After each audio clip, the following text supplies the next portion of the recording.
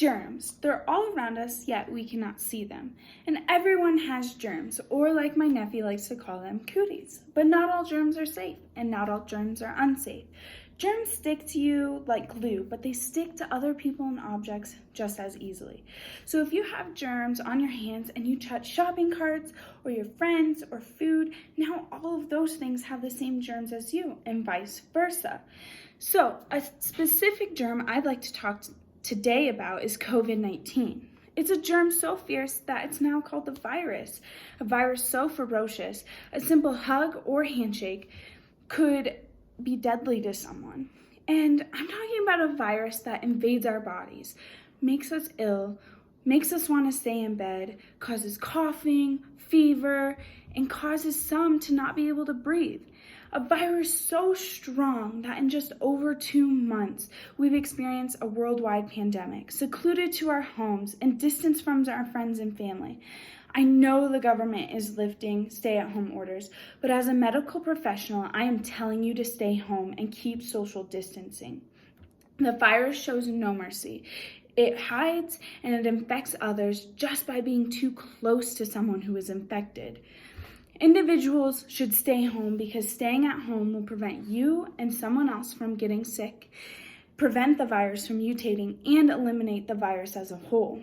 Staying at home will prevent you and others from getting infected. According to the CDC, COVID-19 spreads when people are in close contact. It spreads when you are infected, when an infected individual coughs, sneezes, or even talks, handshakes, hugs, etc. The CDC also states that the virus may not show any signs up to 2 to 14 days after someone's been infected. So if you're going out and you're shaking hands and you're hugging and you don't know you have the virus, you are infecting the other individual who doesn't have the virus. So staying at home will prevent you from getting sick, and it will prevent others from getting sick. Staying at home will prevent the virus from mutating. According to the University of Rochester, COVID-19 is an RNA virus. So RNA is known as the messenger sequence. It sends messages to the cells to form or act a certain way based on our DNA, how we look, how we talk, etc., etc., etc. So this is completely normal. Every virus cell reproduces this way. So we have the DNA. It creates RNA to relay the information about our DNA, and then it goes to the cells, such as lung cells, brain cells, etc. And the cell looks normal, correct? So, however, COVID-19 is a virus that infects the individual's body and attacks the RNA. So as the DNA relays the information to the RNA, COVID-19 attacks the RNA and then alters its message, much like kind of getting mugged at, a parking lot. So we have regular DNA, and then it reproduces RNA. But then COVID-19 comes in, attacks it, and alters it, and it performs it creates an infected cell. Normal cell, infected cell. According to mygenome.org, a mutation works in the same way as a virus sending messages and reproduces. Mutation is when the genetic sequence is altered, much like the game of telephone. The one we played all as kids. But one person says one thing, and then down the line that message gets altered. Same thing. Mutation can be dangerous in any virus, but for COVID-19, this means that if some individual gets the infection and somehow a mutation occurs, the next individual who gets the virus will have a similar virus, but not the same. So their side effects may be different, the way it affects the body may be different, so on and so forth. Now, this is bad because for COVID-19, when it was first introduced to the US, they're making a vaccine based on that strain of COVID-19. But since it's been mutating, that vaccination is useless. So because COVID-19 is completely different now than what it was.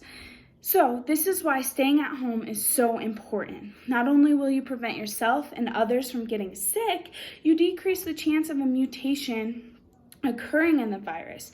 And with every mutation, the virus learns, much like evolution. It adapts, it learns our bodies, and it learns us as a human species.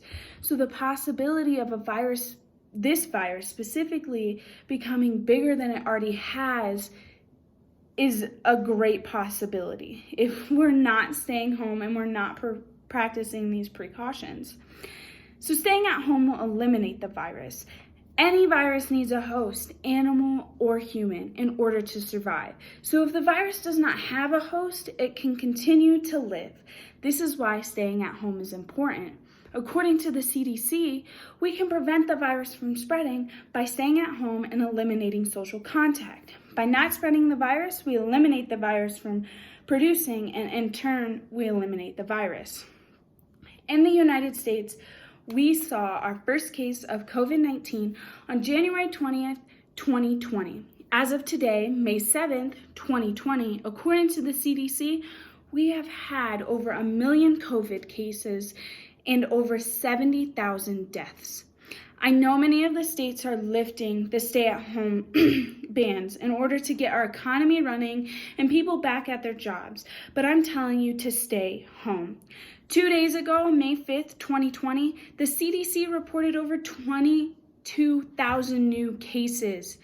Opening up the country will not stop the virus from spreading, mutating, and will not eliminate the virus, but staying at home will. I too am ready for the world to be normal again, but normal comes at a cost, and that cost could mean the death of a loved one. Thank you.